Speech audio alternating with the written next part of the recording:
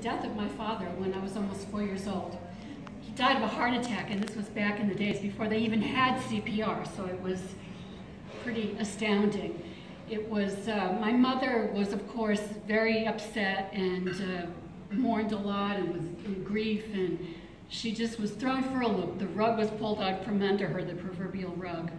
And I remember in my little child mind watching her cry and cry for days and months and what seemed like forever, and thinking to myself, why is my mother choosing to be so miserable? And I made up my mind, I'm never going to be like that. I am going to be the eternal optimist. And that is a decision that has served me very well. The next decade was the adolescence, chapter 2, adolescence. Oof.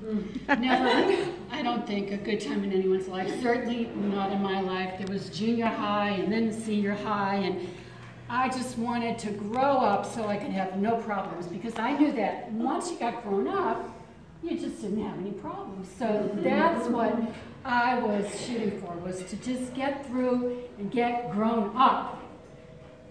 So I did. I sort of got grown up. I don't know. I'm finally grown up. I think I really got grown up when I turned 50, but that's a whole other story. So the next chapter is the defining decade, which I think is true for many people during our 20s and 30s, when we move away from home, we establish ourselves in a community or whatever, we get vocations, we become who we're going to become.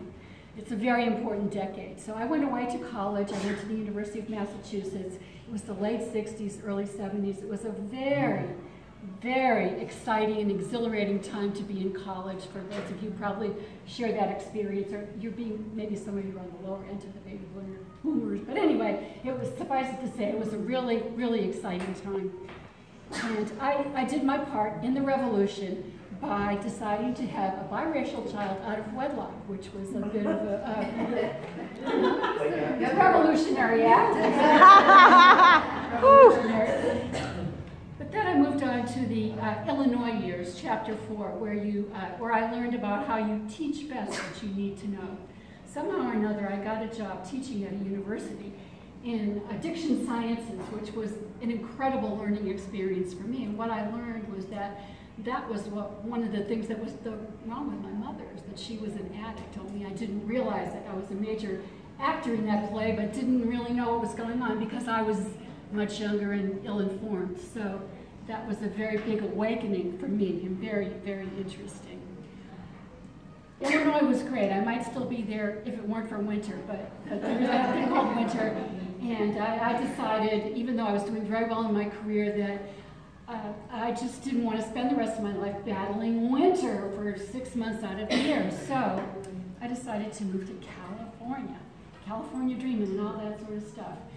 The first, I remember the first January in California, sitting at the Sidewalk Cafe in Venice, and the sun was shining. It's like 80 degrees. I thought I had died and gone to heaven. But that was short-lived, because California kicked my butt. It was definitely, that was the chapter that was my dark night of the soul experience. It was a vocational disaster, it was a relationship disaster, it was a monetary disaster. It was just all around bad.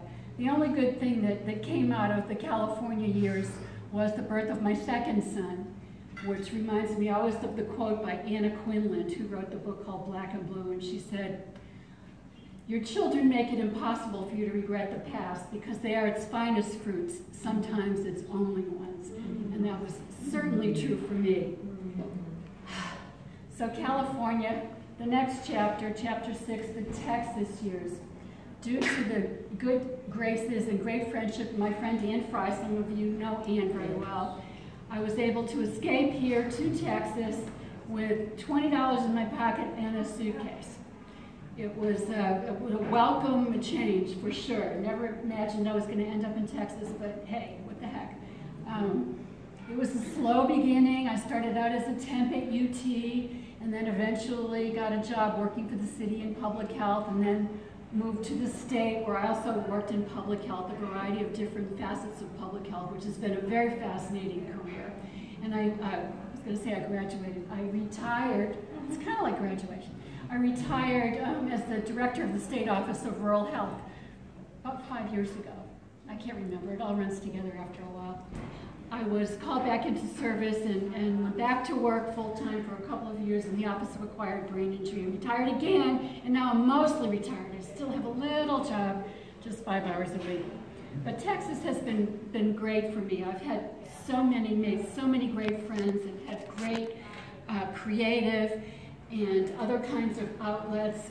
Joining Toastmasters and being a part of that organization for 12 years was probably one of the best things I've ever done. It was just such great fun. I became a master gardener, a master naturalist. I joined the Story Circle network. I've just had a really good time. I have a wonderful house and a magical garden, which is really my sanctuary. I live with, as mentioned before, 3 dogs and 2 cats, which is kind of like living with cartoon characters. Both of my sons live here, and we have dinner together every Sunday, so that's all really, really great. So I guess in summary, what I would have to say, if I could sum it all up, I've been a maiden, a mother, and now a matriarch. And for the most part, life is really good, and I really do not have any problems. So Woo!